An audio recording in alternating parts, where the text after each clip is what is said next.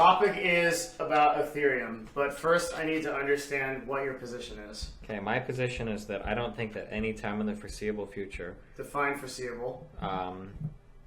I'll say 20 to 40 years, will there ever be like a widespread adoption of cryptocurrencies? Define widespread adoption. People able to pay any type of taxes, or like respectable companies offering their employees compensation in a cryptocurrency only.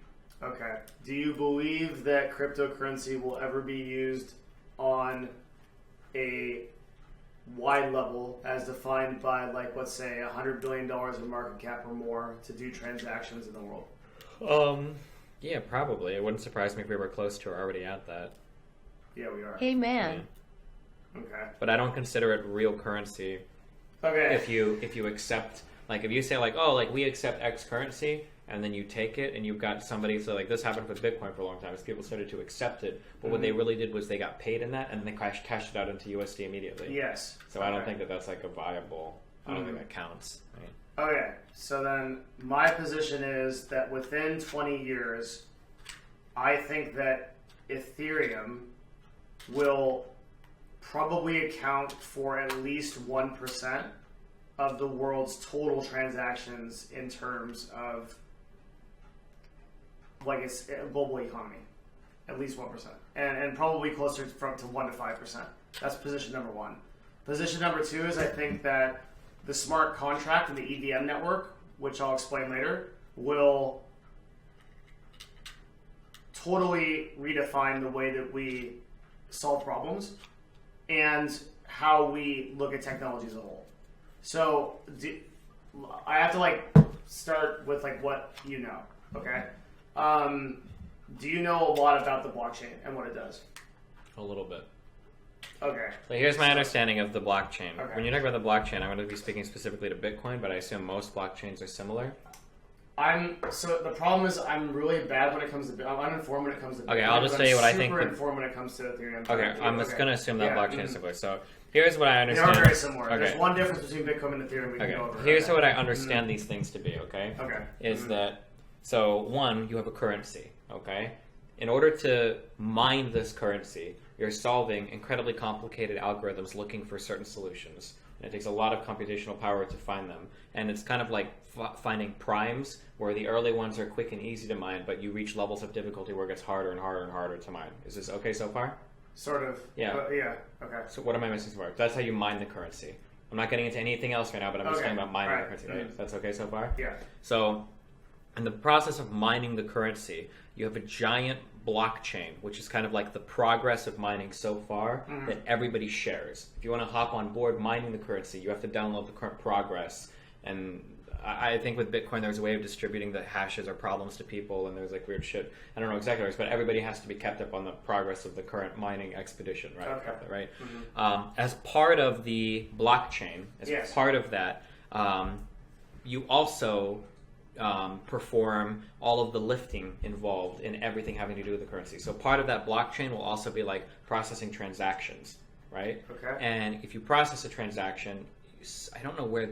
Oh, it's from the people trading. People will pay out a small percentage of their whatever to the people that mine it, so that you're getting paid for processing transactions. No. Okay. That's not. Don't you make money processing? No, the network itself awards. Well, in Ethereum's case, I don't know how it works with Bitcoin again. Okay, so the difference between you're right up until the difference between Ethereum and Bitcoin is that Ethereum works off a system called smart contracts. So these are automated, scripted events that are programmed in a language called Solidity, I believe. Okay. That is similar to. Are you with me, buddy? Yeah. Yep. You gotta Oh yeah, stay sorry. I'm focused. just okay. Yeah. Okay. So. I'm just making sure you're not saying anything that's really fucking wrong. Okay. Okay. Yeah. Okay, go ahead. All right. So there's a programming language called Solidity. Okay. That programming language is similar to C or Java. Okay. And what it does is it builds scripts that are essentially contractual agreements between two sides, okay, two computers, and these are uploaded objectively onto the EVM, the network, the Ethereum virtual network, okay. Okay. So what a smart contract usually is for financial agreements. So if you pay me $30 to paint your fence, or more likely I pay you $30 to paint my fence, right? Then we would be able to actually define that contract and its length, its restrictions, and it would be uploaded into the network and then actually verified on that network, and that transaction would go through. Okay, but who verifies it? The network itself. Well, yeah, so other and people, the scripts. right? No, all of this is automated. Okay, but automated by who? There has to be some machine that processes this transaction. It's the language of the script. However the script is written is what is executed. The contract itself is the script, which is written in, I believe it's Solidity. The chat can tell me. I think it's called Solidity. But it's a contract similar to, it's a programming language similar to C or Java. Okay. So this is pretty complicated shit. But okay, sure. Let's back up. Like, okay, so the purpose of this network, that's like a lot of this stuff. The reason why Ethereum and all this stuff in crypto gets so complicated is because people focus on a lot of stuff, like the mining and all that stuff works. And it's too complicated for like anyone who doesn't get into like really deep programming to understand. Mm-hmm. Yeah, that's fine. It's not relevant to my argument anyway. So okay, fine. Okay. Yeah. So the only assumptions I need to set up are like ones that about the fundamental means of the network, so that I can show how it's going to progress humanity forward. Okay. So the way that Ethereum is awarded, again, I don't know about Bitcoin. Mm-hmm. Ethereum is awarded almost on RNG. You're sort of awarded by the network for donating to it. Imagine like every computer on the EVM is donating a small percentage of its computational power. Yeah, okay? That sounds similar to Bitcoin, yeah. Okay, so that computational power then goes into a pool of sorts, which can then be queued to solve problems. And when you say solve problems, do some of those include transactions? No, but what you said before about Bitcoin applies to Ethereum. So some of the load of the transactional load is handled by EVM. Okay. But there's CPU left over that is basically put into a queue to solve problems. Okay. So those problems can be anything. It could be where did I leave my car keys? I mean, I'm obviously not going to know that, but it could be something like how much square footage would we need to fill in Nevada to have solar power for the entire United States, right? And it can do that calculation. And as AI advances, right, and I define AI differently than you. We're not going to go off on that, but just for the purpose of this, I define AI as solving complex problems. Okay. So the ability for computers to increasingly solve problems that are very difficult for us because we have emotional biases or political biases. Okay. Okay. So let's take a problem like infinite energy, right? Like storing fusion power. A very hard thing. We can't do it right now, right? Or our nuclear power plants.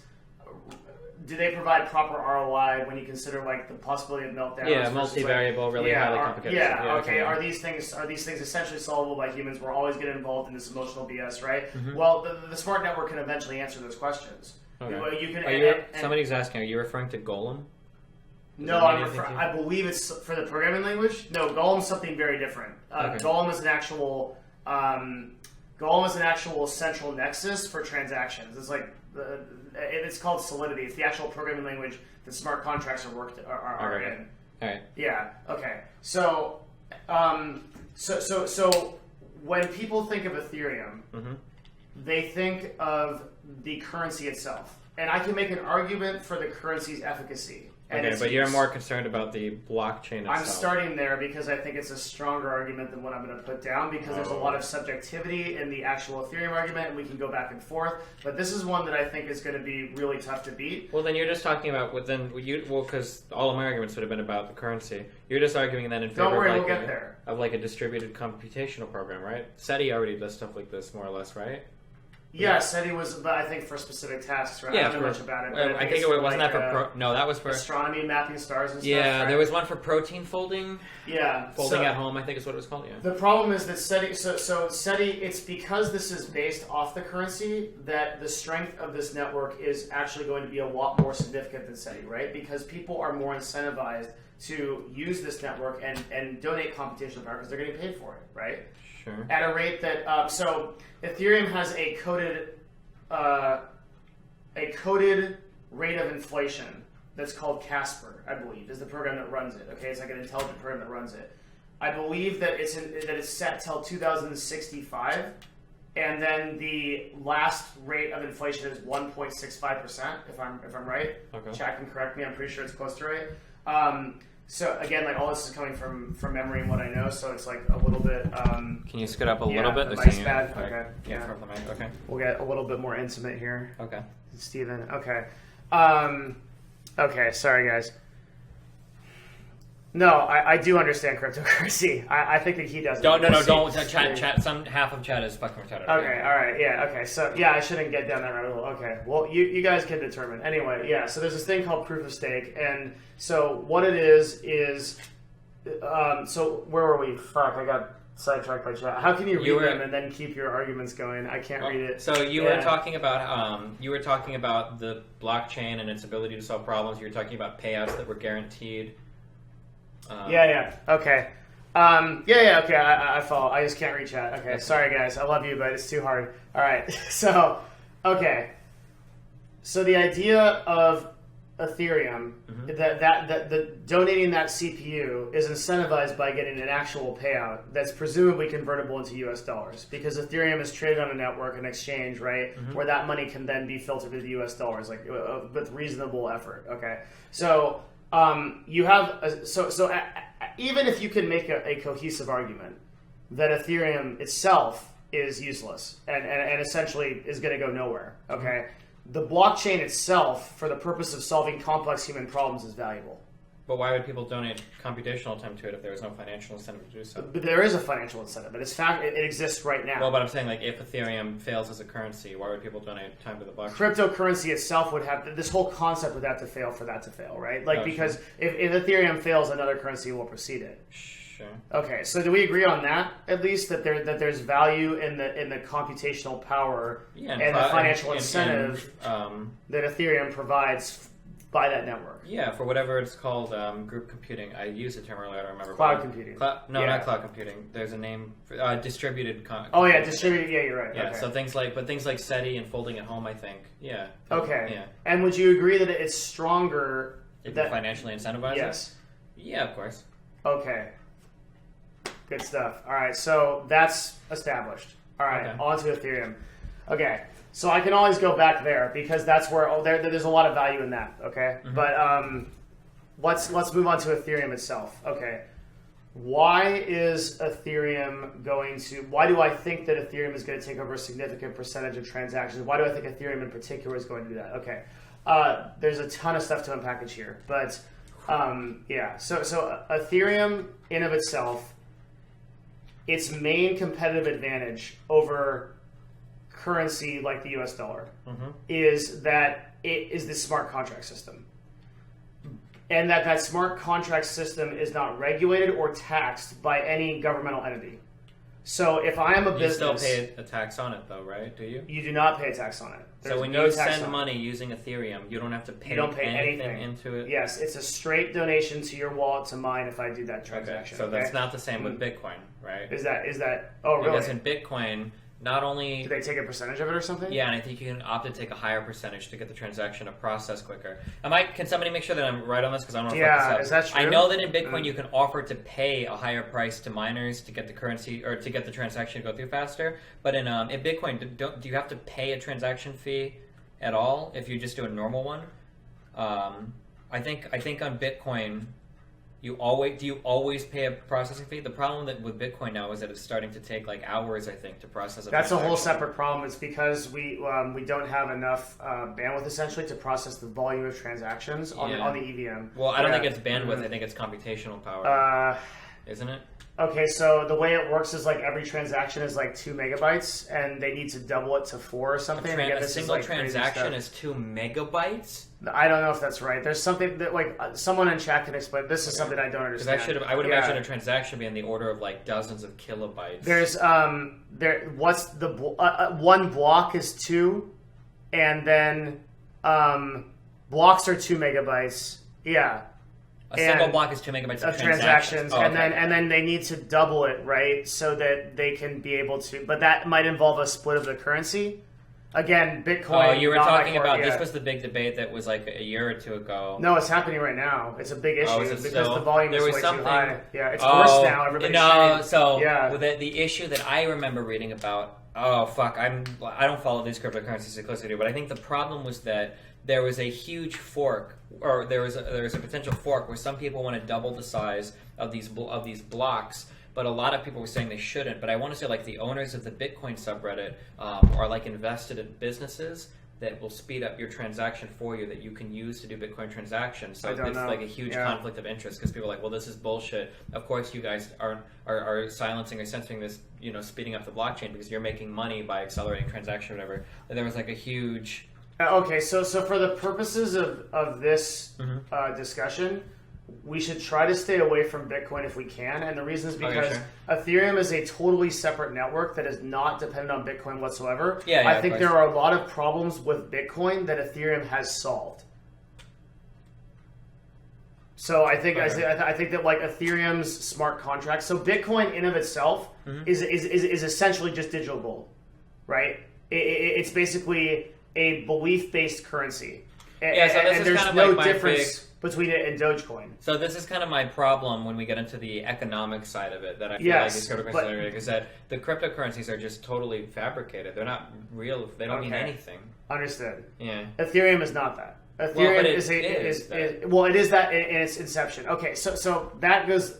Do we want to back up into that right now? Because that's a whole nother discussion about what currency is. If you want to, yeah, sure. All right, let's go. Let's go. I'm pretty confident here, so let's do it. Do you know the first place where currency was really introduced into an empire or society? Rome or the Aztecs? Way before that. Yeah, probably. Okay, so you have no idea. So it's ancient Sumeria, and they used sacks of barley. Okay. So they would use sacks of barley to do transactions with one another because the problem that they ran into was that basically you couldn't. Well, if you tried to trade fish for grapes, right, or something, there was too many subjective variables that could go into that. So it wasn't commodity trading; actually used it as a currency. No, this was the first known use of this. We think right now was sacks of barley. Okay, and then the actual use of real currency was shortly after that, and was silver shekels. Okay, and they had shekels to represent denominations of like 1, 5, and like 10 or something. So currency may go back further than this, right? But this is like where we kind of understand it to be. So there was too much variance. If I tried to trade you, what are they typing that for? Because you said shekel. Oh, okay. Sorry. Okay, they're really called silver shekels. Yeah. Okay. So there's too much variance between the two things. So if I try to trade you grapes for like fish in the previous example, maybe the fish weren't that great this season, so there's like some subjective value there. Maybe the same problem that Bitcoin has now. But you keep bringing up Bitcoin when I keep telling you to not utilize it as a variant. I could probably say Ethereum as well. I could probably say Ethereum as well. If you were to pay me 100 Ethereums, or what are they called? Ether. Ether. If you pay me 100 Ether now, it might be worth a fuck ton more in the future, or a fuck ton less in the future, in like a week or two, right? Sure, like any other standard free market, but let's keep moving. No, not like any other free market. It is exactly not like any other currencies. There aren't currencies. This is why I don't consider these. You don't think that Forex is volatile? Not you don't anywhere think you look at what Argentina happened in the 80s, where now you're going to bring up Argentina and Greece aren't the norm. A normal currency doesn't fluctuate by 10%. It depends on what you define as normal. A currency from a first world country that isn't like Greece or Argentina or some country undergoing, or the Soviet Union. Those countries were first world countries and were very strong economies before they collapsed. Germany was a very strong economy and before World War I, and the currency became useless because of hyperinflation. Okay. So don't say that never happened in first world country. So now, your currency has the stability of a country undergoing hyperinflation or collapsing. I would agree with that if that's what you want to define like currency as. No, I'm just trying to establish that this stuff does happen in first world countries. It does, but it's considered catastrophic. Yes. Whereas for cryptos, it's the norm.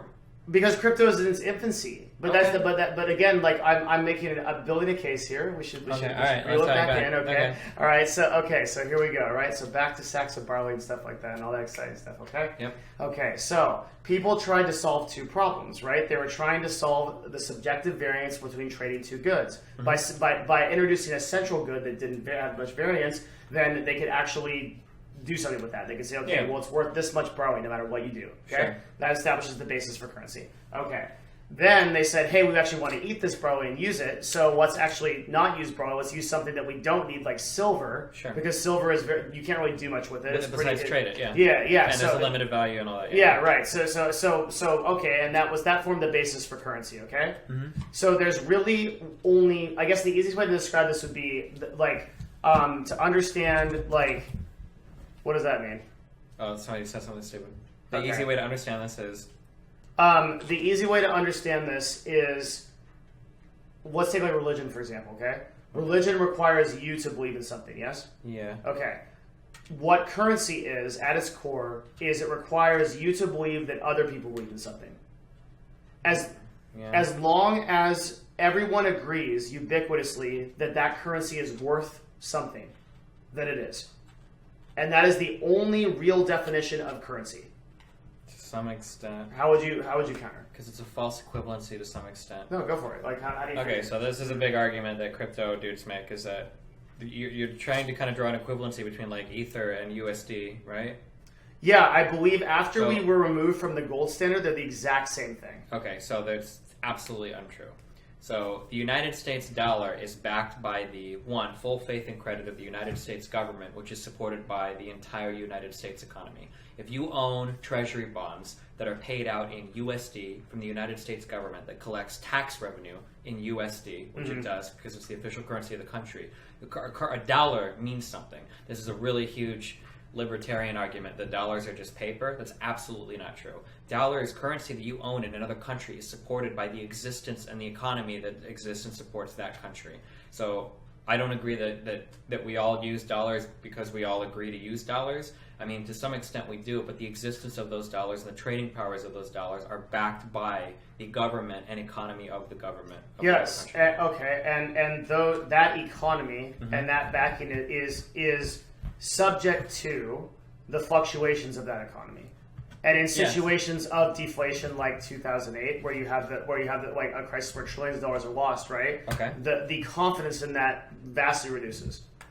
Okay. Yeah. I'm actually going to make an argument that Ether is a stronger currency. Sure. So when you say let me before we get to that, when you say vastly reduces the confidence of that currency, we're talking Consumer about going from like a level of like 98 to like a level of like 94, and I put Ethereum and Bitcoin on a level of like 2 or 3. You're so talking about you're talking about trillions of dollars. Yeah, you're talking about people's life savings. Even though this happened, even though this happened, it didn't destroy the USD. No, it did not. It just had, they were because of the economy. But there is a world that could exist where it could have. No. In 1910, when the Great Depression happened, the U.S. dollar was almost worthless. Okay. I don't think that's true. And when we went again. I don't think that's true. The Great Depression, I don't think destroyed the value of the dollar. I just think it destroyed a lot of dollars, a lot of people's dollars. Yeah, and the same thing happened in 2008. That's the case I'm trying to make, is that you can... Okay, all I'm trying to say is... Okay, so you had to be really careful. You're trying to make the case that the U.S. government is like infallible, and or the U.S. dollar is infallible. It's certainly not. What I'm saying is that like the U.S. dollar is not going to vary 10% in a week, because it just won't happen, because there's so much... No, it shouldn't happen, but it can. It can, but in order for it to happen, it would require something extraordinary to happen. But extraordinary things happen. Very rarely. That's why they're called happen. But that's why they're called extraordinary. But they happen. But in Bitcoin and Ethereum, they happen every other day. Because it's in its infancy. But I can tell you that this will eventually be a more stable network. Yeah, but the problem is that I can tell you why. When I point, okay, we'll get into that. But like when I point to like why is the USD stable, I would say, well, the USD is stable because it's backed by the entire United States economy that has existed for 241 years or whatever. Yeah, right? Which is great. So like that's why the United States economy and the USD is strong. And when you say like, well, a cryptocurrency is going to be strong based on what? There's no central bank. What backs it?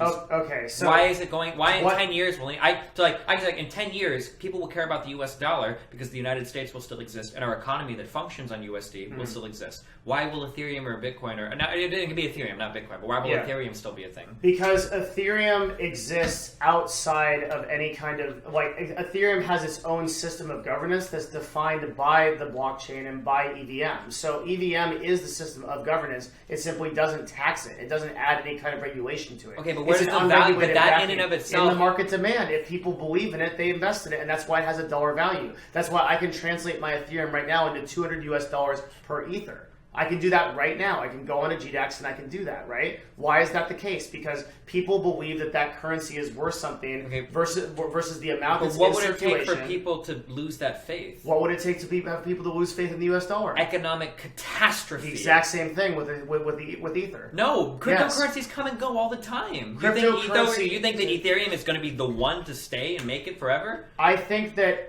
Ethereum right now has the greatest chance of that within 12 to 15 years. Yes. Okay. Because of the smart contract system. Okay. So right now we have a market cap on Ethereum of I think it's 30 billion, 35 billion, which means the amount, you can check it on, somebody can correct me. So I don't know if that's exactly right. I know Bitcoin's like maybe 40 or maybe actually Ethereum's 20 and it's a 40. Someone can tell me. I don't know. But everything is dependent on smart contracts, okay? So the ability for me to pay someone in Russia to do some programming for my website, right? I can pay them in Ether, okay? There's a market supply and demand for that system, that currency, just like there is for any other currency in the world, okay? And then but the difference is that that if I wanted to pay that person from USD to Russia, luckily, like to Russia to what's the rubles? What's the Russian currency? Rubles sounds right. Yeah. Okay. I don't even know. Yeah. It would be an ordeal, right? I could pay that person through PayPal, but I'd have to pay the exchange rate, and then it would be subject to the fluctuations of those dollars. So when I have a lot of Canadian employees, right? Mm-hmm. When I pay them, it might be very up or down what their paycheck is, depending on the fluctuation between the dollar. Okay, mm-hmm. Ethereum does not have that problem. Ethereum is always static. So as Ethereum becomes more widespread, and you can utilize it to buy more things. I'm not even sure if I necessarily will agree with that. Ethereum has a static value. No, it doesn't yet. It does not yet. Yeah, it doesn't. Because people actually value cryptocurrencies probably mostly in USD right now. Where someone will say, like, if you're giving me a Bitcoin... You can't, like, I can get a credit card that has Ethereum on it, but it's not legitimately like that because, like you had noted before... Yeah, because, like, let's say I want to sell a product. Like, if I'm going to sell you a Samsung S8 Plus... Yeah, I'm really buying it in USD. Sure. Yeah. I'm not selling it for 2 Ethereum. I don't care what 2 Ethereum is. So that goes back to... So that's why I tried to set the basis for the start of the argument, right? Which is currency is agreed upon when everyone says ubiquitously that it is a system of trading for all things, okay? Yeah. And that's why if Ether has to evolve into that. Ether has to be accepted as a tradable thing for all currencies. Sure. And it can't do that right now because there's technological barriers to utilizing it, right? It's very hard to get into Ethereum for the average person. For sure. There's no way that anybody that like goes to like a Walmart or anything like that will ever be able to figure it out. Yeah, right? But when those systems become more ubiquitous and when those systems become more utilized and you can get a credit card in Ethereum and stores take Ethereum and Starbucks takes Ethereum, and all these things start going through, right? Then that all of a sudden, before you know it, becomes a system of legitimate transaction. Now you might wonder, why would people bother to do that? Why would people just not use US dollars? Because there's a fucking income tax on US dollars. Because you have to pay federal tax on US dollars. Because you get 30 to 50% of your income, depending on what bracket you're in, taken away from by the US government. All these things are solved with Ethereum. You don't pay any tax. You don't think if people started to pay out Ethereum and wages, you don't think the government would find a way to tax that? But that's not relevant to the argument. Like what? Well, you're trying to make it sound like they're going to switch because they don't have to pay taxes on it. Well, then I have to be able to counter that and say, well, of course you would have to pay taxes on it. It'd probably be treated like a commodity. Okay, so like, but that in of itself doesn't actually like attack Ethereum. Well, you're saying one reason why people will switch is because of reason A. So no, I'm saying that businesses will always do what they can to maximize their profits, right? In theory. Sure. Okay, so if I as CLG could pay all of my employees in Ethereum and I could skip my 28% payroll tax, would I not do that? I would absolutely do that, right? You would, but if that was a realistic possibility... And everyone was doing it, now the government might get involved. Then the government would definitely get involved, and that wouldn't be a realistic possibility. Okay, because why? So then my next question is, how would the government get involved? Somehow. What's somehow? We need to be specific because they can't control the EVM. I mean, they can't touch the EVM. How? I mean, it depends on how technical you want to get. If Ethereum were to become that popular, it's possible you could see some sort of legislation push that would give ISPs the ability to control what type of network activity is allowed. So they'd be able to ban exchanges? They could VPN? Something like that. Maybe that kind of internet traffic would be filtered or monitored by the FBI. Maybe they would set up honeypots or something. Does the Ethereum chain track every single... So I think if you download like the blockchain to mine, you have a record of every transaction that's ever occurred. It's the same with Ethereum. So like maybe they would start launching kind of like, you know how like Silk Road was busted? Maybe investigations into companies that... Or actually, I'm sorry, this is all absurdly, retardedly complicated. They would just do this via your tax filings and your assets and everything, right? No, I'm glad you brought that up, because if the money never enters US dollars, they never even see it. They don't have But that's what I'm saying. If you have like a car and a house or some shit and you do like an IRS filing or something and the records aren't matching, then it would be like some... So you think the IRS is going to match your assets to what you buy and sell in Ether when they have no record of that? To some extent. This is how... Well, yeah, of course. This is how the IRS catches people on tax fraud all the time. This is how you can get dinged if you... Like, let's say that you... The IRS catches you because you're moving absurd amounts of cash around. No, not necessarily. Like, let's say that you're paying... Oh, fuck. I don't know this as well, but like if you're paying... Let's say that you're paying like a mortgage and you take like a deduction on like your interest rate on your mortgage or something. Yeah. And it's like a pretty high deduction. Like it's obvious you're paying a $4,000 or $5,000 a month mortgage and you show for income like 40 or 50 grand like on your IRS filings. Like, okay, well there's more money here. You know, like something is going on, right? These are ways that you're, and there are a lot of different ways like that. Yeah, but there's no legal requirement for you to pay for like your house in US dollars. No, but you'll get flagged by the IRS, and then if you get audited, then the IRS is going to want to see a record of assets. If you made income in the United States, you have to report it and pay taxes on it. Yeah. If that income is not in US dollars, you're not required to do anything with it. There's no way that's true. If I make all my income in Ethereum, and in theory I pay for everything that I have on it, it's not illegal. If you make money right now, if you work for a Canadian company, they pay you like 10,000 CAD, and you work in the United States, I'm almost positive you have to pay income tax on that. Yeah, of course, but that's not what I'm saying. I'm saying if there is no transaction in fiat currency in this instance, okay? Sure. If you pay me $30... Even if somebody paid you in commodity, you would have to pay taxes on that. What I'm saying is if you pay me 1 Ether to paint your fence, the U.S. government is not involved in that transaction. But let's say I pay you in cars, the U.S. government would be interested in that transaction. If you pay me in a car? Yeah. Why? If you did, because that asset would be taxed. I need like a tax professional, but like, oh, is Kyle here? Like, if you were to do a job for me and I were to give you a car for it, like, you would actually be legally required to account for that gift on your income tax form. I don't know exactly what... What if you pay me in teddy bears? Sure, if it had a substantial dollar value, I don't know what the overage on the dollar value would ever. So you're saying the IRS has some kind of limit or bracket? There's a thing, yeah, for like if gifts a commodity or is worth a certain dollar value, that it has to be reported as income? It's supposed to be reported, yeah. Okay. Because then people could get around, people could get around a lot of tax loopholes like this. Like let's say that my girlfriend, or let's say a friend wants a car, and I made $140,000 or whatever, right, last year, and that money is like in a high tax bracket or something, or like you buy a car and you give it to a friend, or you pay them or something, like in a car or whatever, or somebody doesn't want to pay taxes, and like you buy them a $30,000 car and give it to them, and now all of a sudden they've got it, or say they make more money. And do you understand what I'm saying? Sorry, that was really convoluted. No, let's say I make $100,000, this guy makes $50,000, okay? Yeah. And I want to pay this guy for like a $30,000 project. If I give him 30 grand, that's going on top of his income, right? That's going to be the highest tax bracket or whatever. Well, if I just pay him in a $30,000 car, now he doesn't have to pay any taxes he wanted it, right? You're not able to do that. The IRS will want to dip into that and tax that. Yeah, if you go like on a game show and you win like a car or something, like you have to pay taxes on that as a gift. Well, yeah, of course. Yeah. Yeah. So like you can't give somebody, like pay somebody in a type of commodity, whether it's teddy bears or whatever. They're legally supposed to. Your argument, I think, was more that it would be really hard to track, which I agree. No, my argument is that my argument is that I understand that if you have a certain thing of value and you give it to someone beyond a certain limit, that is taxable. Yeah, because it can be considered a gift or whatever. Yeah. But what I don't understand is, like, that's all like a very subjective like reality, like where you're assuming that the government is going to essentially regulate this. Well, if it ever got to a point to where a significant number of people were using it, then yeah, of course they would. But how would that manifest? Like, how would that even look? Like, what's that system look like? And even if it's so, like, I think that harsh penalties and honeypots would start to work. So somebody shows up and starts offering you jobs or whatever in Ether or whatever, and if you take it, then the FBI dings you and you get legal trouble or whatever for it. Okay, and you think that's going to fly on that people are actually going to go for that, and like they're going to, like, the government basically preventing a free market currency from existing is going to be like acceptable? Well, like technically, creating another currency is actually a federal crime. You're not actually technically allowed to do that. Okay. If you create, does anybody have there's like a specific name for it. I know this because I was a huge libertarian when I was younger, and I wanted to get into, I think they were called Ron Paul dollars, but somebody was trying to make dollars that were backed by gold, but it's actually illegal to create a competing currency in the United States. But okay.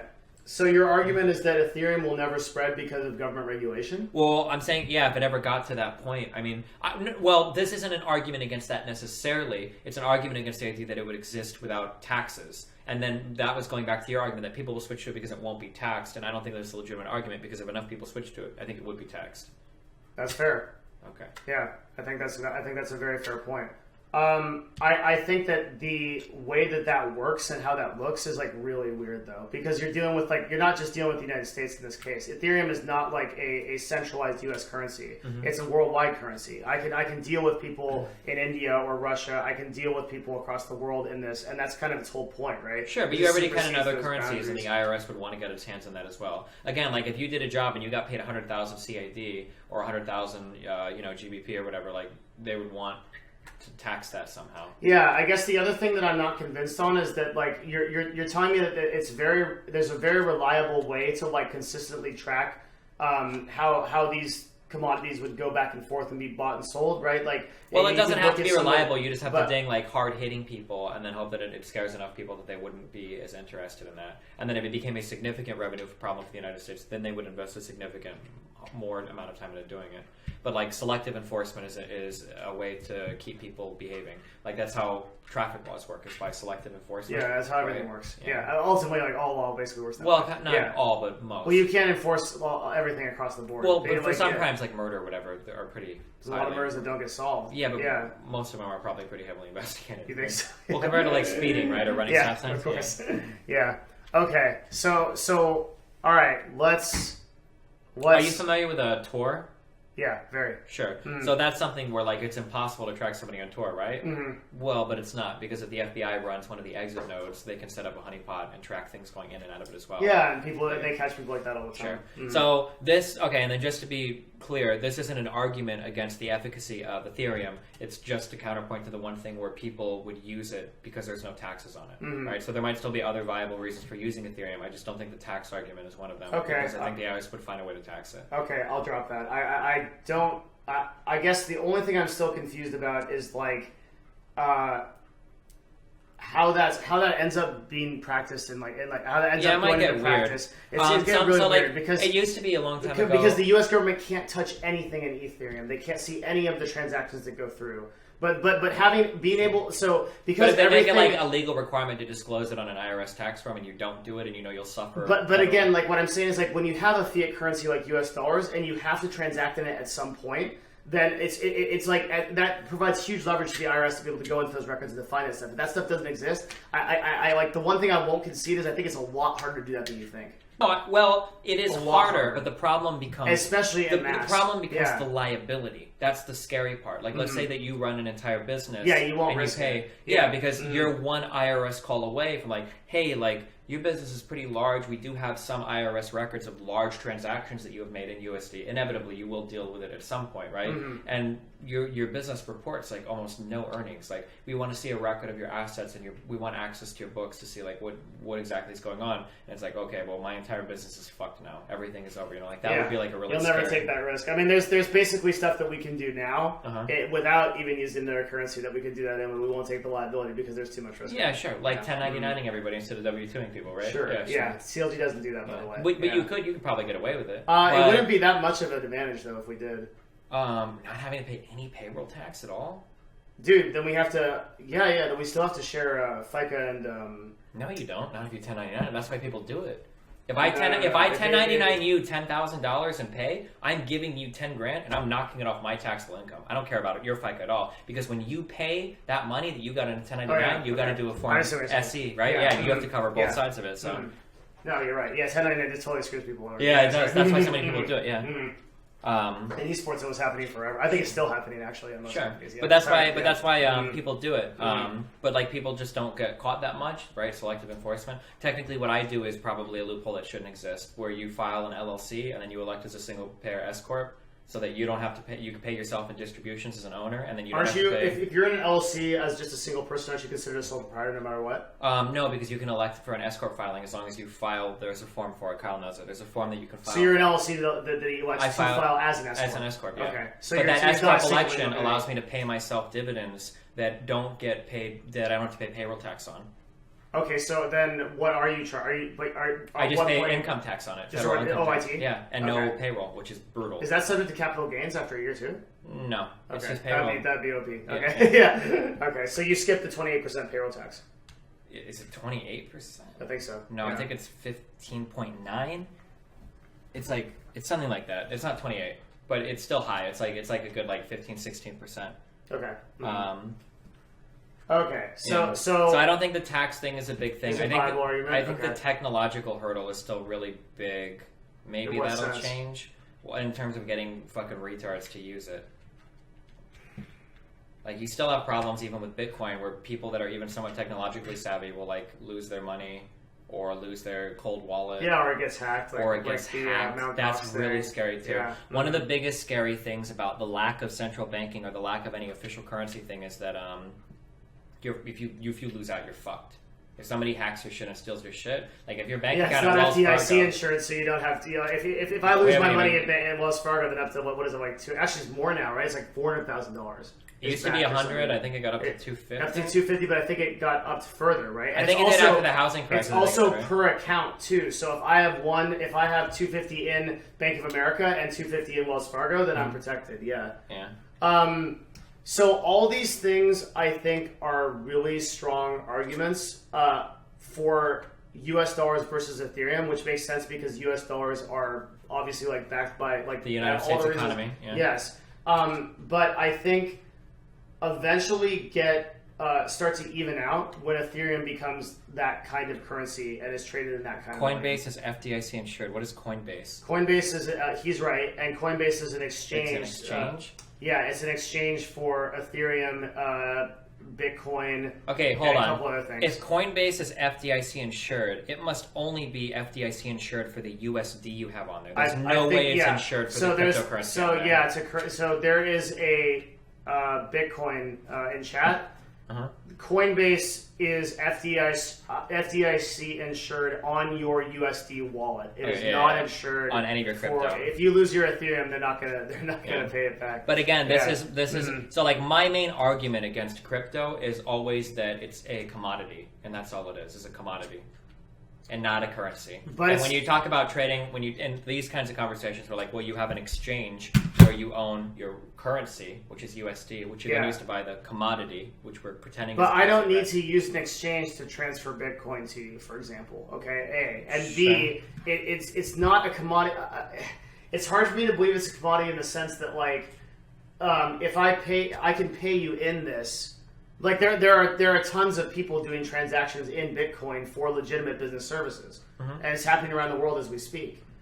But you don't see that in something like corn. There's not a bunch of people just paying each other in corn. Sure, probably because of ease of trade is so difficult. But I mean, there are other problems. At what point does a commodity become a currency then? Well, at the point where it's backed by something one huge thing, and this ties into being backed by something, is the volatility is just brutal. The volatility is the biggest problem that, working against all the cryptocurrencies right now. Volatility and stability, which is kind of the same thing, and then history, right? I don't want to pay you or start accepting something and keep a lot of money in something that when you don't know what the value of it is. Has only been around for 5 years, and the volatility kills it because you can't work with currency is supposed to be stable.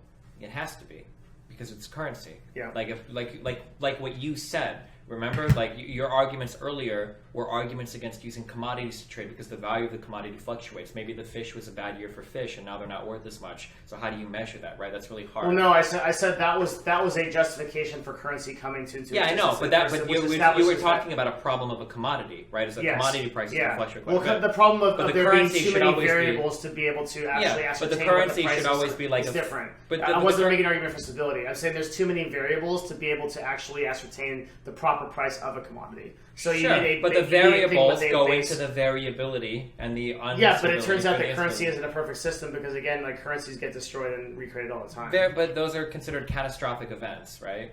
Yes, but so I guess there are catastrophic events that could destroy Bitcoin and Ethereum. Let's say that something happens where we don't actually solve like some sort of like power crises or whatever, and we actually do become very limited on energy in the future. All your cryptocurrencies are just completely annihilated. Sure, but in the same light, I could say that let's say that the actual debt that the U.S. government has is realized, and like all of the credit default swaps and stuff that's going on, and all those big problems like come to manifest, whatever it is, right? Donald Trump finally goes insane and takes over the I don't know, like right, pick a thing, and then it just drops the value of the U.S. dollar to nothing, right? Mm-hmm. That's just as catastrophic and just as rare of an event, right? But it can happen. So Ethereum, the thing is, there is no situation where the United States government can completely protect its currency versus catastrophic. Okay, failure. But there is an eventuality where Ethereum can. So Ethereum and Bitcoin right now could fail for a variety of reasons. Yes, I don't disagree with that. I think that both of the currencies are extremely volatile now. But the reasons why they would fail wouldn't really have far-reaching impacts on the rest of the world. Also true. Okay. Yes. For the USD or the GBP it would or have the massive euro implications to fail, on the entire world. Not that it would have massive, but it would take a catastrophic event for that to happen. For the USD to fail would take something unbelievable. Yes, but you're comparing the power of the U.S. dollar and its backing right now versus the power of Ethereum and its backing right now. Those two things are not comparable in this current ecosystem, okay? Gotcha. Like, yes, the U.S. dollar is infinitely stronger than Ethereum as it currently stands. But as Ethereum grows, it will eventually reach a point where it stands on its own and eventually surpass the U.S. dollar because it is not backed by a government and it's not regulated. So it can't basically be hurt by market fluctuations ultimately, because once it stands alone as a ubiquitous currency, and we can agree that a cup of coffee costs X Ethereum and a microphone costs X Ethereum. It can stand alone as a currency that's not regulated and not subject to market conditions because it doesn't have the problems of the U.S. dollar, which is like people printing money. If this was true, it would only. And first of all, printing money isn't necessarily a bad thing. No, I know, but however the government chooses to interact with this would only be true for ecosystems that exclusively work with Ethereum. Like, you would have to have I don't want to say a country, because that would be impossible, but you would have to have an entire supply chain built in Ethereum for this to be relevant. Yeah, and I think that's being built. Like, so let's say that you're talking, that's what the whole Ethereum Enterprise Alliance is. So let's say that we are selling coffee for Ethereum. Mm-hmm. To value that coffee at Ethereum, our supply has to be in Ethereum, which means that everything that they do has to be in Ethereum, which means that the gas that they buy needs to be in Ethereum, which means that the people that refine the gas has to be no. Because if any of this is based in another currency at any point in the supply chain, then their price in Ethereum is going to fluctuate like crazy. Because, like, let's say, for instance, I go to buy a Starbucks. One cup of coffee is based on 1 Ether, right? So if I buy a cup of coffee for 1 Ether, well, that Ether price is going to go up if at some point in the line they have to buy their gas, or they decide that a gallon of gas is 2 Ether, but it's a country that works in a currency. Well, they don't give a fuck what the Ether is. They want the currency, so they're going to be cashing it out in whatever currency, and the Ether is going to fluctuate along with that. And if the price of Ether is twice as much, then that will work its way down the supply chain, won't it? Yeah, but that's assuming that like you're entering like this weird impossible world where Ethereum is like its own individual thing in existence. Like that's not how currencies actually work. I agree, currencies but you're interact with each other all the time. Yeah, I agree, but you're living in this weird world where like you're saying that like it will be stable and free of all corruption or free of all influence. I'm saying that market confidence in it will be stronger than the U.S. dollar by nature of the fact that the government gets involved in the U.S. dollar all the time and fucks stuff up because they're imperfect. But the Ethereum network just is the network. It's a set of programs. It just goes. It's not going to be subject to the same problems that like government has with hyperinflation or hyperdeflation, things like that.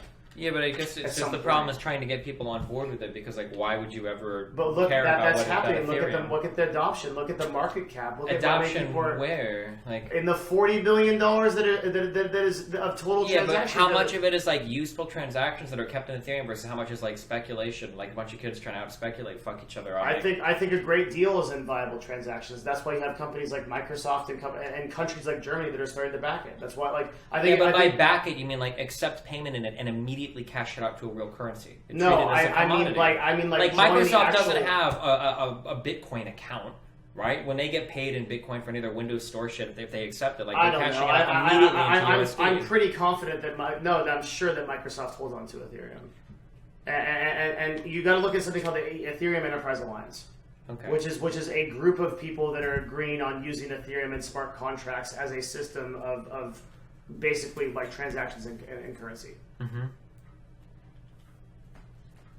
The Ethereum network is the ecosystem that revolves around the Ether token. It isn't a store of value like Bitcoin. So I think he's talking about your problems that can be solved with it. Ecosystem that revolves around the Ether token. Apparently this guy does like blogging about it. Bitcoin, Schmitcoin. Are you the guy that the one dude mentioned? He is, yeah. Okay. Mm-hmm. Fuck, what was his name? Was it Bitcoin, Schmitcoin? That's the dude, oh, yeah. Okay. Oh, I didn't know if he had a different name for his Yeah. whatever. Yeah, he's probably an expert on this. He'll probably do better than I'm doing.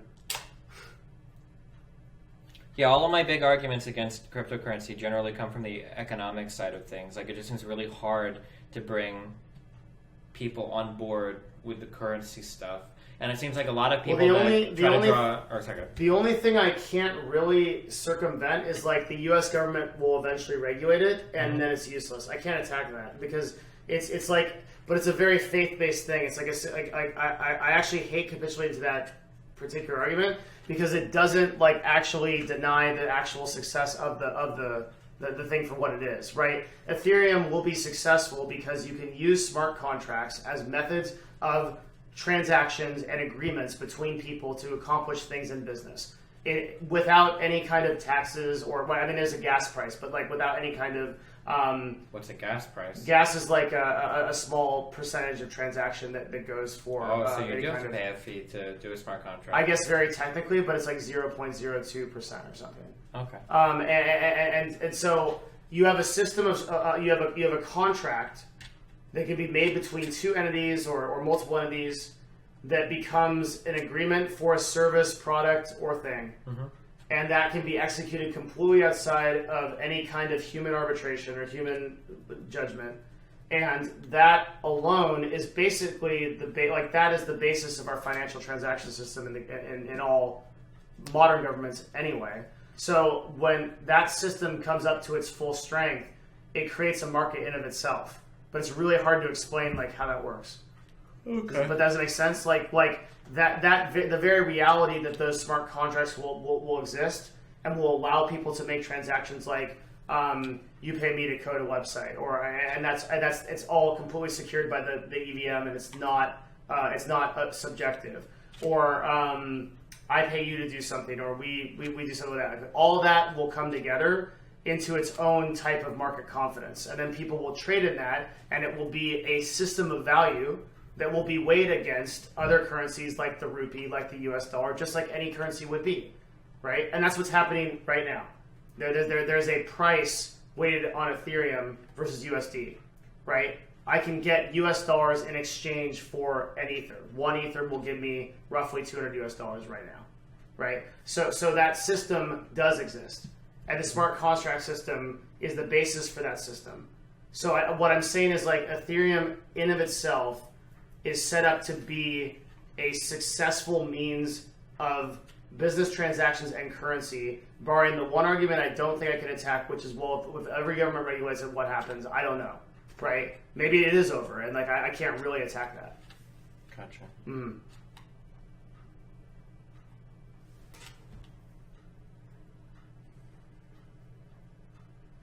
Do you want the Bitcoin Schmitcoin guy to talk for a little bit? He knows a lot. Is there a way we can both hear him?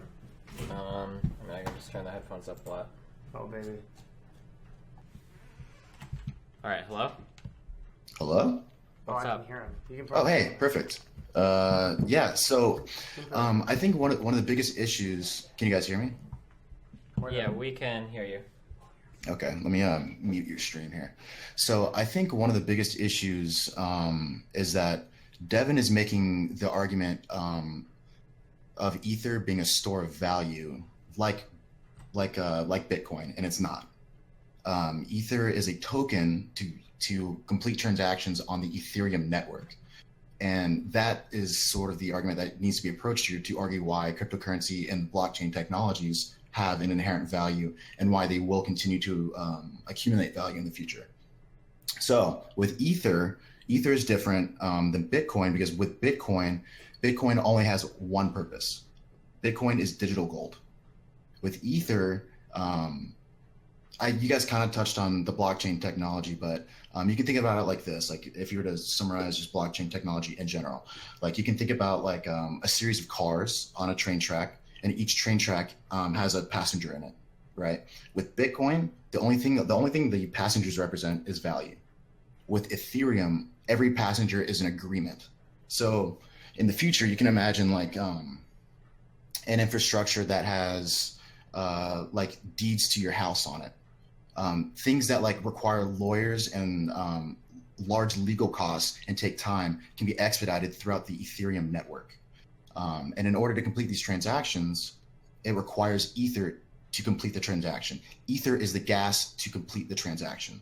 So the mining reward for when you mine Bitcoin, the mining reward for completing adding the block to the blockchain is Bitcoin. Ether is the mining reward on the Ethereum network. So in order to get value to encrypt these blockchain, these blocks of agreements, you get paid in Ether. So why does that have value?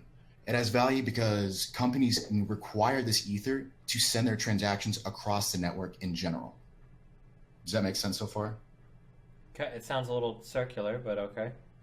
Yeah, I mean it does. I agree. It sounds a little Ponzi scheme-esque. Like basically, like you need Ether because Ether is needed to send other Ether, and you want to send Ether, and you need Ether to do it. So that's why it sounds right. No. So you're sort of right. You need Ether to complete transactions. The reason why you want to use transactions across the Ethereum network is because it's highly efficient. Define efficient? Efficient in a sense that, like for example, something that's going to happen very soon is that companies, I think Devin kind of touched on this, was the Enterprise Ethereum Alliance. A lot of companies are starting to adopt this infrastructure for securing their transactions. Bank of America being one of them, Microsoft being one of them, MasterCard being one of them. Like all these big financial guys are getting behind Ethereum as a platform because it's a fast, secure network that isn't hackable. The network it's basically impossible to hack because it would require some stupid amount of computing power to fake a transaction. Is there is it subject to the 51% attack like Bitcoin is, or? What do you mean by the 51% attack? On Bitcoin, isn't it if you own 51% of the mining power, you can brute force transactions through that don't technically exist? Or is that not true? Am I making that up? So part of that issue is going to be solved in the future. So right now we're in this proof of stake, or I'm sorry, we're moving toward this proof of stake. Right now we're in proof of work. Proof of stake is going to solve that issue because it's going to prioritize. This could get really complex really quick, but essentially, yeah, you could have the 51% problem, but if you have someone with 51% of the mining power, the amount of money it takes to actually complete that mining is not worth faking the transaction in the first place. Like, well, wait, is this way too loud for stream now, guys? Sorry. You gotta turn it down on the output on OBS. Yeah. Sorry. The way that I thought this was, people were worried about this manifesting in the Bitcoin scene was that obviously for a single person to get 51% was impossible, but people were worried that some of the mining pools could theoretically hit 51%, which was a lot more reasonable. Yeah. So the mining pools are kind of an issue. If this is part of this ongoing. Wait, I see you talking. I don't hear any sound though. Maybe there's a delay with. Oh wait, I'm sorry. No, it's the mic is picking up the sound. Sorry, go ahead. So I fully agree, and this is part of this ongoing issue, there's this big scaling debate with Bitcoin, and soon to be with the Ethereum network. This scaling debate. Basically, you've got large pools of miners that are coming together, and they're coming together to take a larger share of the mining, of the block mining, because it's you can think about it like a random number generator. So like everyone on the network has a chance to solve this issue, but if you have more people on your side, you get hit more often to solve this problem. It's kind of like, I think, with the Bitcoin blockchain, and you can correct me if I'm wrong, because my understanding of this is all very infantile. Like with Bitcoin, isn't it possible that you could theoretically mine for a long time, and the only thing you get paid out in is like the transactions that you process, because other people might finish your block before you get the chance to, or you are like a dead end or whatever, and you just don't get anything out of it? Yeah, so that's part of the scaling debate. Part of the scaling debate is what happens when Bitcoin stops being issued. So right now, Bitcoin is being issued as a mining reward. They also get the transaction fees, but they get the mining reward from just the actual backbone of the Bitcoin blockchain. In the future, Bitcoin is inherently a deflationary currency, because there's a cap on the total number of Bitcoin. I forget what the exact number is. Yeah, which is another problem that to be discussed on whether or not a deflationary currency could ever exist in today's markets. Yeah, and so part of the solution to this is with the transaction fees. So the miners get the transaction fees in lieu of these mining rewards in the future, because they're not going to be issued anymore. That's just part of the code in the Bitcoin network. So yeah, that is definitely part of the scaling debate going on right now. But really, the biggest debate that's literally in 3 days, Bitcoin is going to hard fork, and what that means is that it's going to branch off into 2 separate currencies in 3 days. One of them is going to be Bitcoin as we know it now. Is this actually confirmed? This will really happen? Yeah. Or you think this will happen? Yeah, this is 100% confirmed. This will be catastrophic, won't it? Yeah, it's going to wreck the market 100%. Is this is 100% guaranteed going to happen, that Bitcoin will hard fork? Yep. And this is because they can't come to an agreement on the 2 megabyte or 4 megabyte blockchain size, or? So there are 2 separate debates going on right now. One of them is going to be from the developer standpoint, and one of them is going to be from the user standpoint.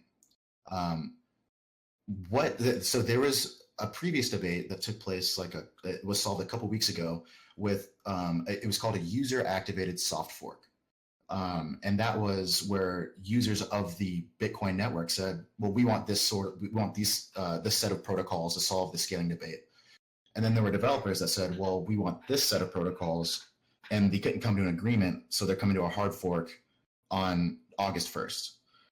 So one of them is going to be Bitcoin as we know it now, just with the new upgrades from the user activated soft fork. But the hard fork it's called Bitcoin Cash.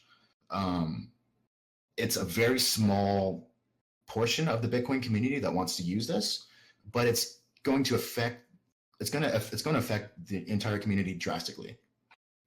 Mostly because you can think about it like this. It's like overnight, imagine the US dollar prints double the amount of currency and then just throws it on the network. Or not network, but throws it into our economy, right? Like, it wouldn't exactly cut the value of your dollar in half. I guess technically it would cut the value of your dollar in half. Well, yeah, because now because of the Bitcoin, when it forks, you essentially double you double it, right? Essentially. Yeah, you're doubling it, but you're not doubling it for the same currency. Basically, you're causing a fracture within the community for people to either go to Bitcoin or Bitcoin Cash. So it reduces the user pool, the people that would actually use these for transactions. But this is one thing that's going to happen.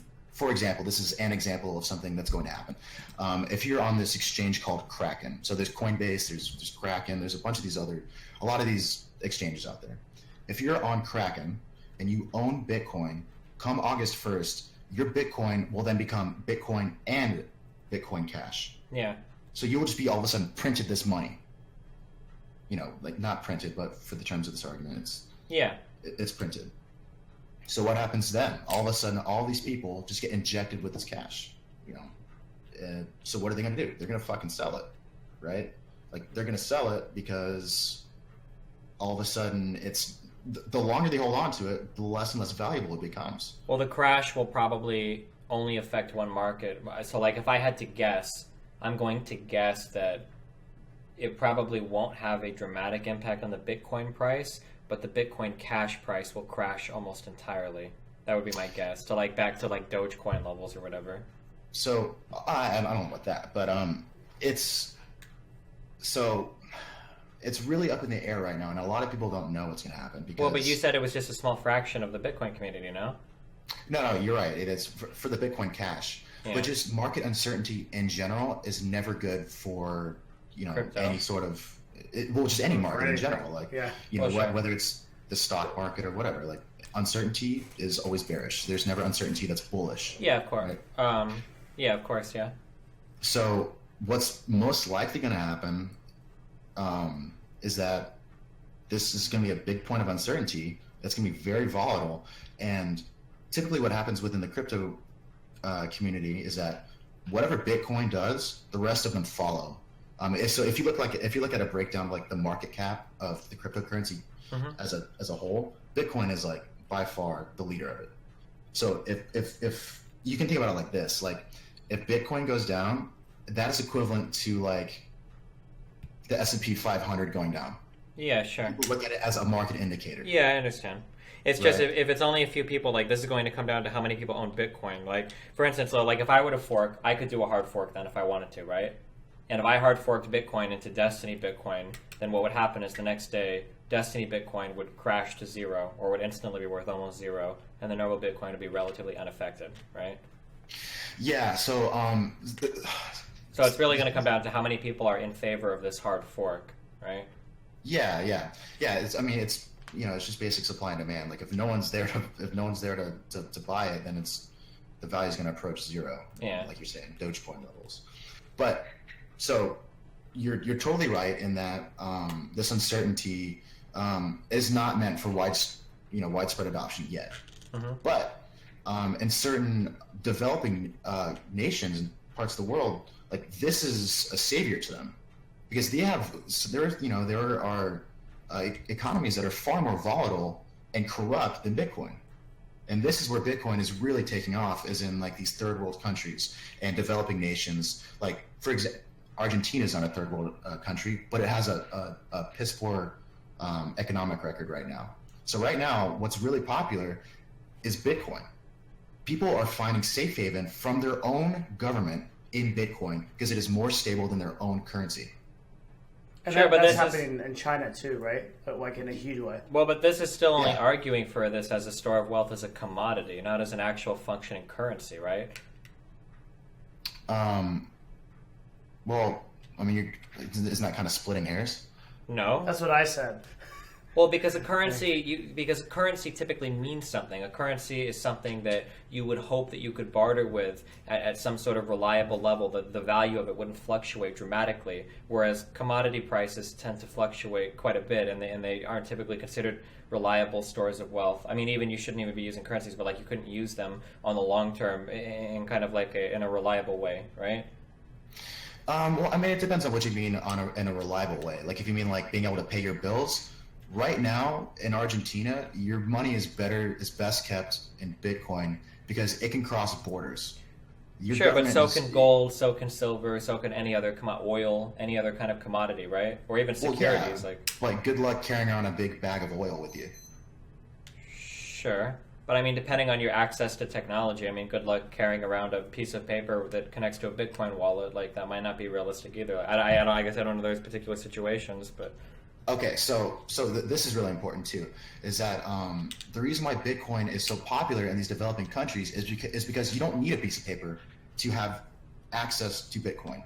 You can remember, like there's a bunch of websites that do this. Like it'll create like a mnemonic device for you that will generate a unique private key for you to store this value. So if you can remember this mnemonic key, that's not subject to seizure at borders. That's not subject to tax by some corrupt government that just all of a sudden decides, some nonsense tax or whatever.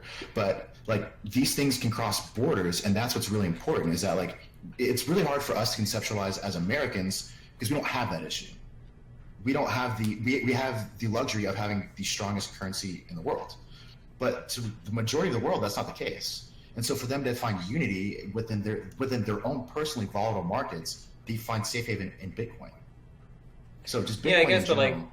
yeah, I mean, I don't disagree that these can work as like stores of wealth in a commodity function, but I still think that this kind of goes back to what I was talking about to Devin earlier. Like, if these people are functioning in some environment, like the value of this currency is not going to be a currency. It's going to be a commodity that's valued in other currencies. So like if you're selling a product or paying an employee or whatever, at the end of the day, they have to cash out their paycheck to pay. Let's say that you've got to pay rent in whatever, even if it is a quote unquote corrupt currency. Whatever that corrupt currency is going to be in, that's going to determine how much you need to be paid in Ethereum. It's never going to be the other way around. So like let's say that you get paid 100 Ether as your paycheck and your rent is worth 40 Ether. Your rent is actually 400 whatever X currency, and if that goes up, then you're going to need more Ether. Like the Ether is always going to be based on that currency. So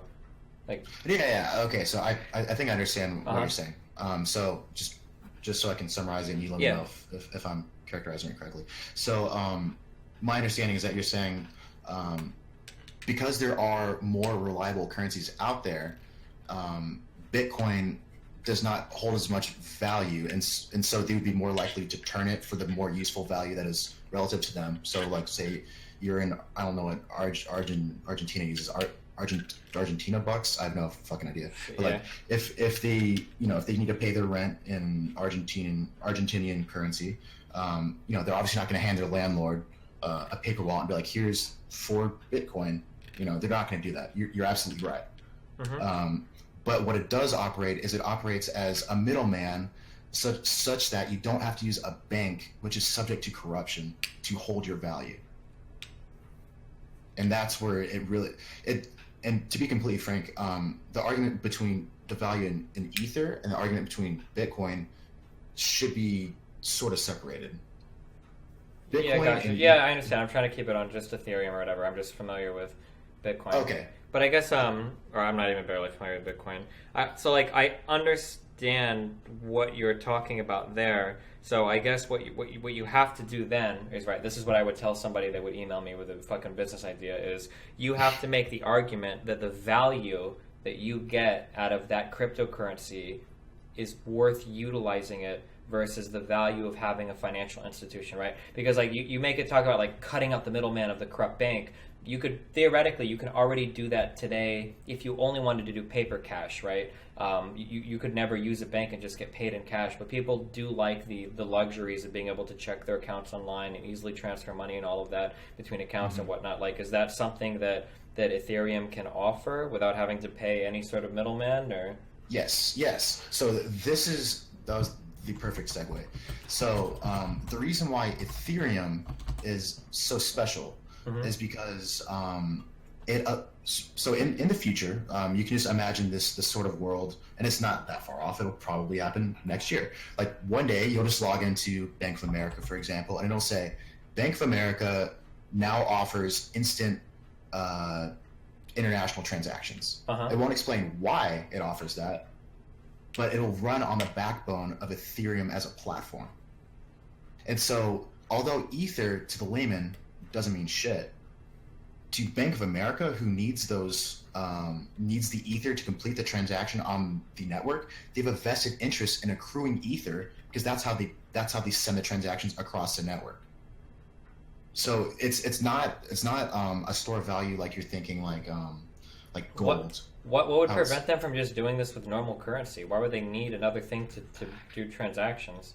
Because of labor. Because right now, what's really big is, in internet security is the blockchain, and Ethereum is a form of blockchain technology. In particular, it deals, as Devin said, with smart contracts. Smart contracts can take a number of forms. Basically, anything that you can think about where a group of people can say yes or no to, you can write it within the Ethereum network. So whether it's like, you have a trust fund, or you have, some sort of marriage agreement, like anything, like the title to your car, like all these things can be kept and secured and untamperable is the big thing on the blockchain, because everyone has a copy of it. It's distributed across the network, and no one can fake an historical point within the blockchain, and that's why it's important. Because but couldn't you implement the same technology with currently existing currencies? Couldn't you just make a USD-based blockchain? Is that not possible, and make it the public ledger, or the ledger public? Yeah, you 100% could, and that's actually something that is one of the biggest theories behind why. So there's you can make a couple arguments here, but one of the arguments for why Ether doesn't inherently have value is because of what you just said. So the Ether, or the Ethereum network, is open source, and so Bank of America, if they wanted to secure their transactions, they could say, I'm going to make my own version of Ethereum. That's like, companies do this already. They have intranet, right? Like, you could do the same thing, like an intra blockchain. A little bit, but I don't know if people would publicly go for that, because they don't want all of their transactions to be posted publicly, right? Well, no. So they're not posted publicly in a sense where it says, like, Destiny sent Devin $20, and here's Devin's balance. So I'm not familiar with Ethereum, but I know that on Bitcoin you could figure out a lot of shit. Like, yeah. Is it similar in Ethereum, like where like big transactions go through, you can monitor what's coming from what wallet, and you can kind of figure out, people would know like days destroyed for old Bitcoins moved and everything. Like, can you do that on Ethereum, or? Yeah, and so these solutions have already been thought out currently. Uh-huh. So for example, there's a great wallet called Jaxx, JAXX, and every time Devin uses Jaxx. Yeah, so that's a great wallet because it's highly secure, and every time you send a transaction, it changes the wallet ID. Every time. Oh, so this is kind of sort of like using the Tumblr bullshit for Bitcoin, where it would go through different shit and you couldn't really find out where like a Bitcoin is coming from or whatever? Well, it's not that it's like washed around and it just becomes too muddy to find. It's that it literally generates a new wallet ID that is unique to you. For that one transaction, and there's no identification attached to this. Like, this happens on this one discrete transaction, and then it's no longer useful. Gotcha. Yeah, so like, you can imagine that Bank of America would do something similar to that. Mm-hmm. And to be honest with you, like, even if you do track transactions now, like unless you have a really solid starting point, like so right now the IRS is auditing Coinbase. It's one of the biggest exchanges in the United States. It's in the process of auditing them, and what they're doing is they're seizing deposit transactions from banks, and so one way that the IRS could track you in this this world where they start seizing taxes is they say, well, I see that Destiny at some point has a transaction on his bank statement that says deposited $20 onto Coinbase, and you can just follow this like rabbit hole down. So yeah, that's totally possible that you can start if you find the beginning point of the transaction, you can snake your way through it. But like, if you look at the blockchain like the IDs, it's a random jumble of like 30 characters that are not identifiable or in any way associated with someone's identification. Yeah. I mean, I guess like because we're kind of getting away from it. Like, I've never heard anybody trash the technology. Usually it's just the viability of the currency itself, or as a currency. But in terms of like the blockchain or some of the solutions that have been proposed to these problems on like the actual like chains itself, like none of these sound like bad ideas or like unviable. It's more just the idea that like I'm going to be getting paid in Ether or Bitcoin and paying everybody in that and buying everything in that, and like actual prices will be set in that.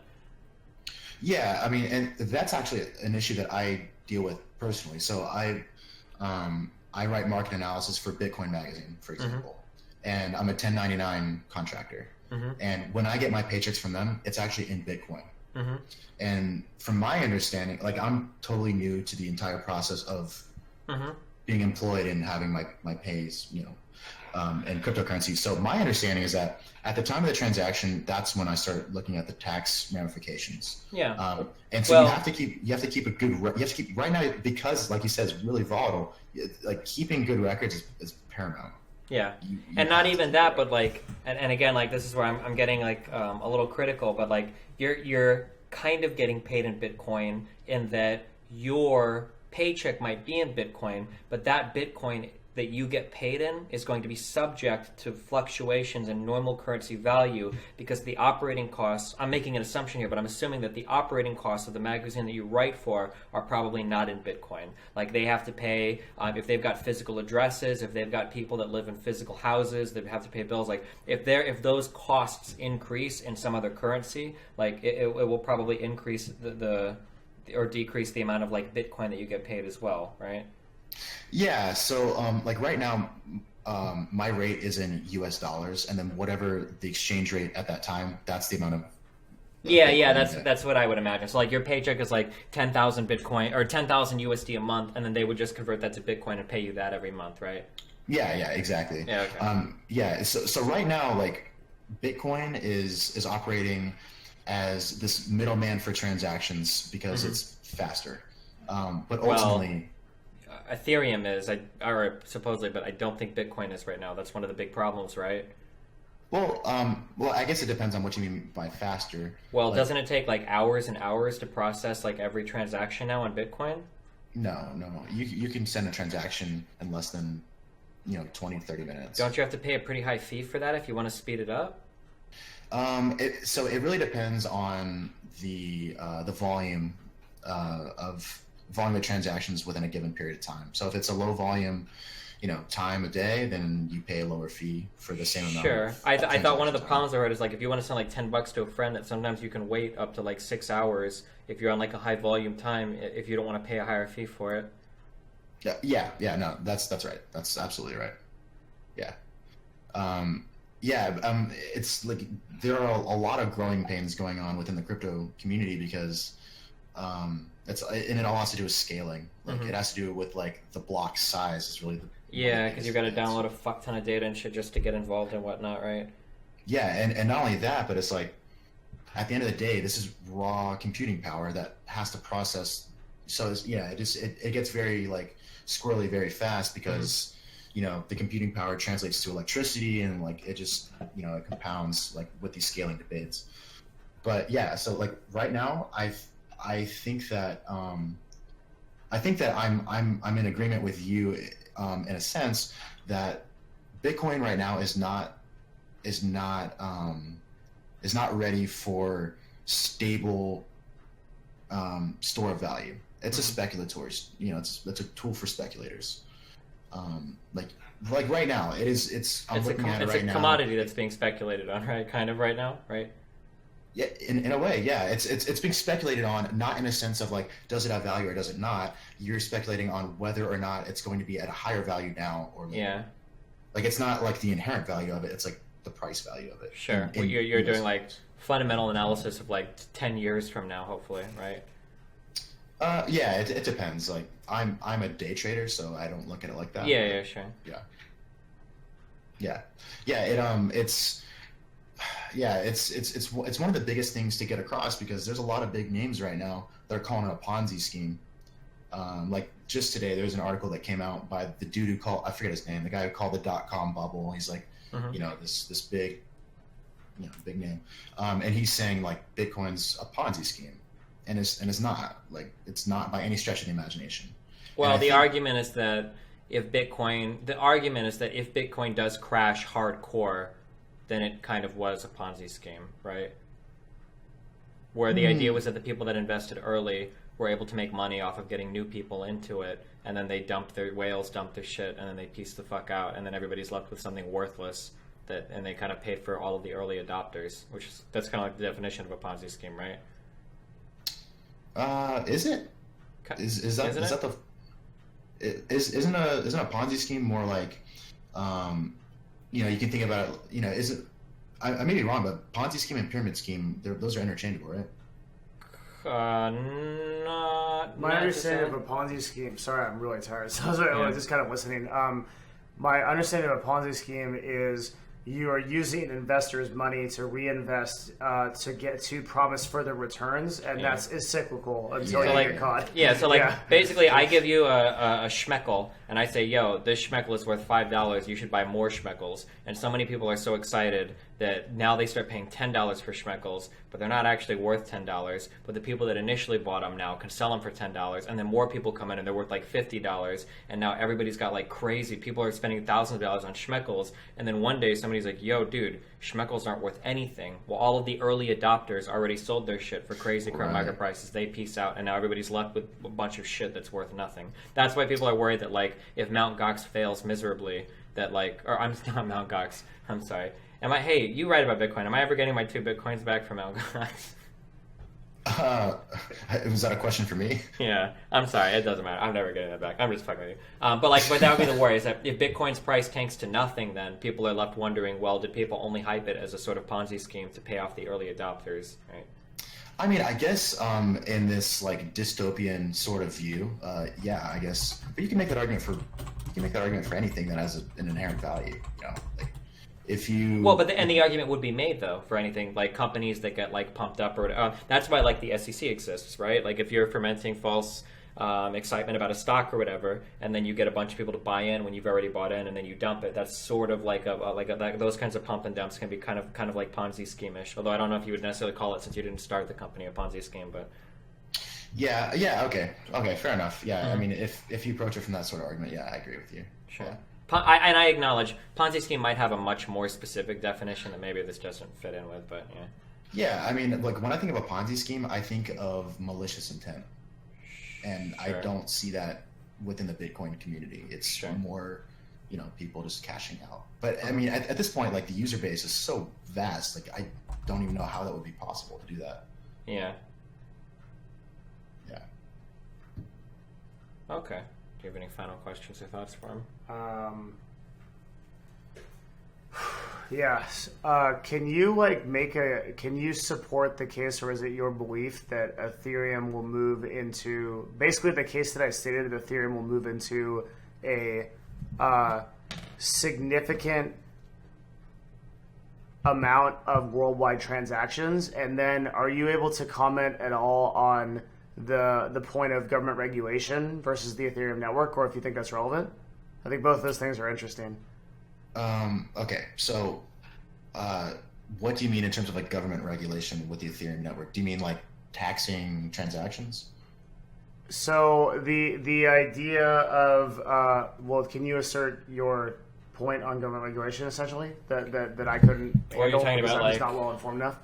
Well, so Devin was making the argument earlier that one of the reasons why people could theoretically switch to a cryptocurrency is because you can avoid the taxation part of it. And then my argument was that if that became a significant enough problem, the government would find some way to regulate or capture that revenue in some type of tax or penalty or fine or something. So if the government essentially regulates all transactions of Ethereum within its borders, like what happens to the currency at that point? Or even if that's not, do you think that's a universe that's even possible with how Ethereum is set up? So so I'm thinking of two different answers for this. So one being from the tax implications. So I'll answer that first.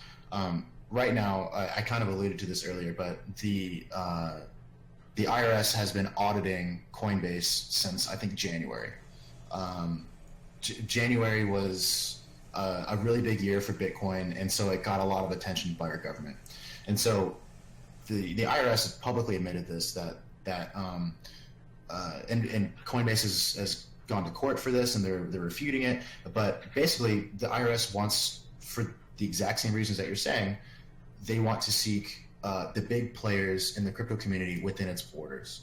So anyone who has who's profited, I think they said $20,000 or more off of Coinbase, the records are on their radar. What that means long term, that remains to be seen.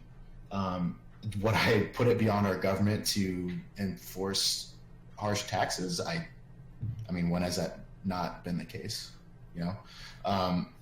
Especially when they see the market cap growing at the rate it's growing now, it would be foolish of them not to seek a more regulated economy. And to be honest with you, a more regulated crypto economy is better.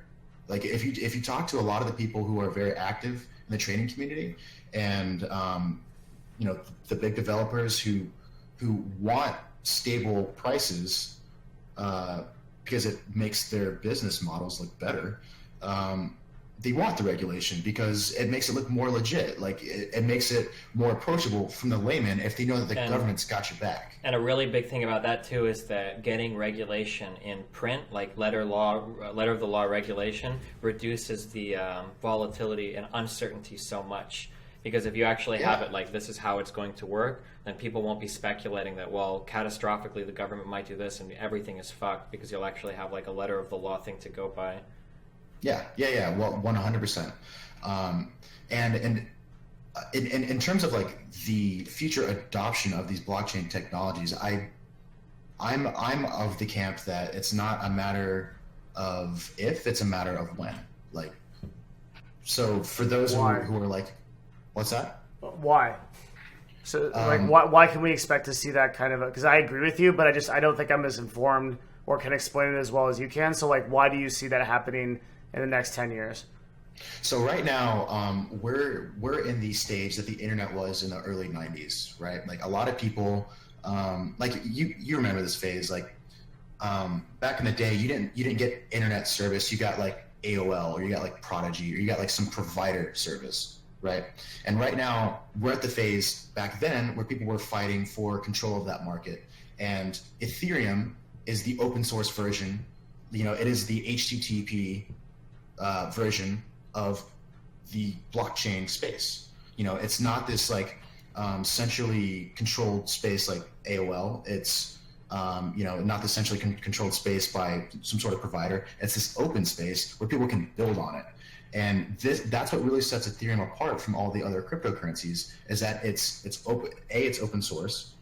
B, it's so adaptive to the needs of the users. And C, it's fast and efficient and secure. So it solves a lot of the issues that we were previously having with financial transactions, with contract law. It solves a lot of these issues just inherently within the blockchain. So granted, I don't have like a solid reason, like here's my concrete like checkmate answer for why it's going to be in the future. I just think like if you go down these lists of issues for why blockchain is so powerful, it just becomes evident to me. Like we're in the phase now where people didn't understand. People back in the early 90s, like you see like these old YouTube videos, people are like, can you explain email? Like, what is this email you speak of? Like we're in that phase right now. Like people don't understand Bitcoin. They don't understand Litecoin. They don't understand all these use cases for cryptocurrency. And eventually it's just going to become commonplace in our lives. And whether or not it's like you personally buying Ether or anything like that, like it'll most likely just take the form of, like I said earlier, it'll be like you log on to Bank of America and it says now powered by Ethereum. Instant international transactions, like these sort of things are available now, and they just have yet to be adopted. And there's a reason why every time the Enterprise Ethereum Alliance has a meeting, the price of Ether spikes, because every time there's an Enterprise Ethereum Alliance meeting, new corporate adopters are jumping on the bandwagon because they see it coming, it's inevitable, they want it. I mean, you don't get much bigger than Bank of America, MasterCard, Microsoft being one of the earliest adopters of all people. And if they're saying they want this technology, I don't see any counter argument to shut that down. I mean, like the big guys are saying they want it. Who am I to say that they're wrong? If that's what they want, that's what they're going to build on. Gotcha. Okay. Any more questions? No, I think that is good. Really good. Well, listen, dude, I appreciate the information. Do you have any final words or thoughts for us? No, man. Thanks for bringing me on. I enjoyed the discussion. Yeah, I appreciate it. Thanks for coming on and talking with us. Thanks for backing me up when I didn't know what the fuck I was talking about on Bachelor. Yeah, appreciate it. No, it's good. Thank you for coming on. Yeah, thank you. I'm pretty fucking tired, dude. Yep. Yeah, same. Well, I would say you win. Well, not. I mean, I agree. I think the technology. I don't know. Like at the end, like if it shifted my position, like more. I definitely have to think about this in terms of like government regulation and in terms of how that like goes in and affects the whole ecosystem. Yeah. But yeah, overall that was really informative for me. I think there was a lot of things that I learned from that and that I need to like back up, and I really have to defend points. So that was really good. Yeah, I just want my bitcoins from Mt. Gox back. That's all I really. Did you ever follow the Mt. Gox shit? Yeah. What a fucking nightmare. So you aren't any more convinced of the technology than when you came into this? Is there any kind of conclusion you reached? Or I think the technology is good. I just don't like it as a currency. But I think the technology can have real... I think his whole point, though, was that it wasn't actually... that the currency is fuel for the network, which is actually the interesting part. Maybe, yeah, possibly. Yeah. I don't know. How does a government conduct monetary policy? Well, you don't, but that's a whole other thing that gets into... Because the problem is that... We were trying to... people like Devin... You will less than 3. think that all monetary policy is bad. But the problem with option select... I like this guy. He's like a PhD student in economics. Really? So the problem with monetary policy, option select, is that when you talk to libertarians who tend to be very supportive of cryptocurrency, is libertarians tend to believe that all monetary policy is inherently negative. That's why they advocate for things like gold standards, right? Are you a gold standard guy? Of course you are. I was listening to Twitch chat is hilarious.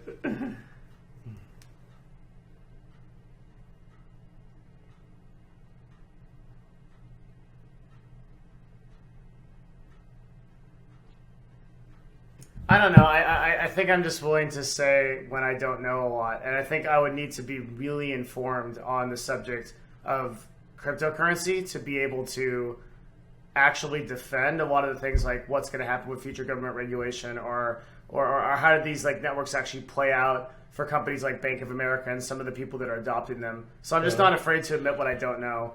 Sure. I mean, if it's possible that these companies could start using them as well. Mm-hmm. But yeah, option select, but yeah, I don't know. That gets into like another big thing too. You know, like when people talk about like printing money, like there is real value in a lot of that, right? Like that's. In what sense? Hold on. I bought 5 Ethereum just for you, Destiny. Okay, thanks. It's $1,000. So yeah, so like when you true. so like oh god, tell me if I have these relationships correct. When you print money, I can't even think of the way that these all connect, the way that the Federal Reserve connects to people that buy treasury bonds or whatever and print money. If you print money, then what you are doing is you are selling treasury bonds to other people, and then you will pay them back in money.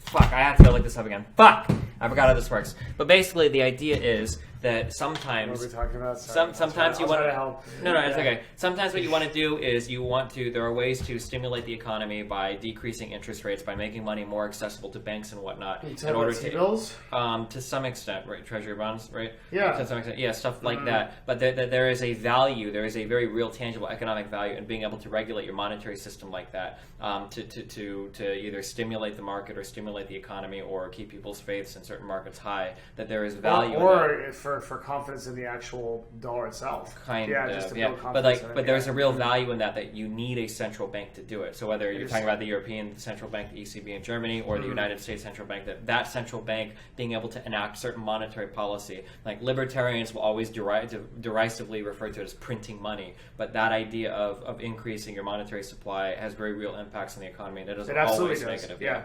But you can't do that with crypto. You have because there's no central bank, right? Well, no, because the EVM can actually agree upon further increasing the inflation rate.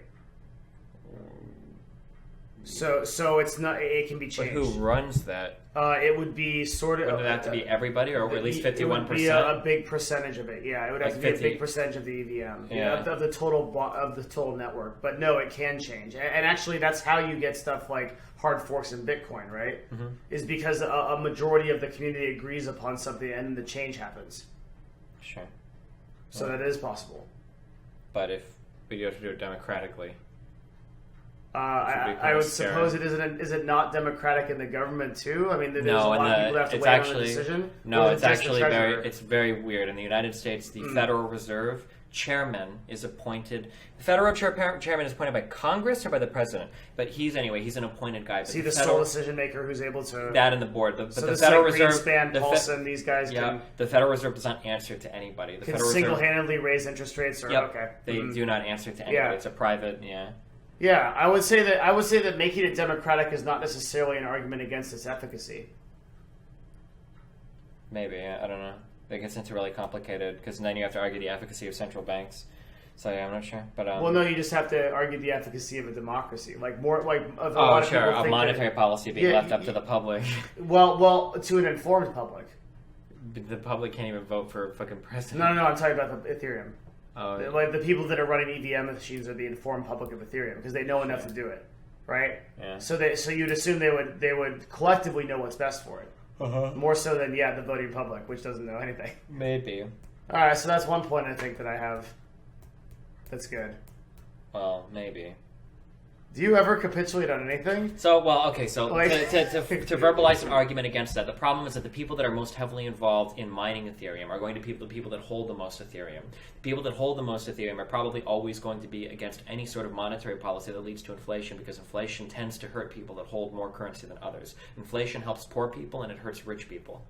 So, for instance, if you have $1 million in the bank and I've got $100 in the bank and our currency loses half of its value overnight, who is hurt the most there? Right, If I still yeah. get paid $100 a week, I lost half my money in the bank, whatever. If you've saved up a lifetime you of think- money, so you're- so the worry would be that let's say that we come up to a point to where the economy is hurting a lot and we need to inject a lot of money into the economy. We need to make interest rates as low as possible to keep everything stimulated, right? So what we need to do is we need to take a democratic vote on Ethereum to inflate the currency a little bit to keep things moving along. Well, the people that are all in charge of mining the currency, these guys have a fuck ton of currency. They don't need help with this. They're the people that make the most money. Why would they vote on a policy that hurts their pocketbooks directly? Like, you're asking for all of these people to act very altruistically, which is very scary. It's That very everyone- unlikely, right? yeah. So I'm not trying to be like really stubborn, but I'm just saying like that would be like the worry there.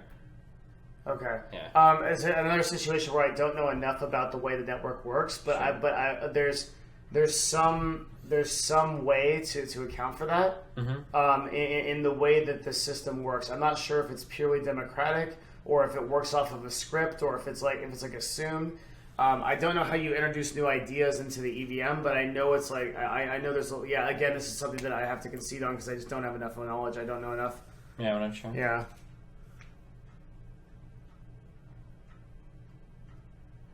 The first thing we need to address the Ether isn't and never will be money. Yeah, maybe, I don't know. I'll read more about the Ether stuff. I don't know enough about, because most of my knowledge comes from the little I know about Bitcoin, so. One thing I would say is that while it may be likely that Ethereum virtual machine holders are the ones that have the most money, that's not necessarily guaranteed, right? Because anyone can. There's no gate to setting up a machine. You and I can do it in a few hours.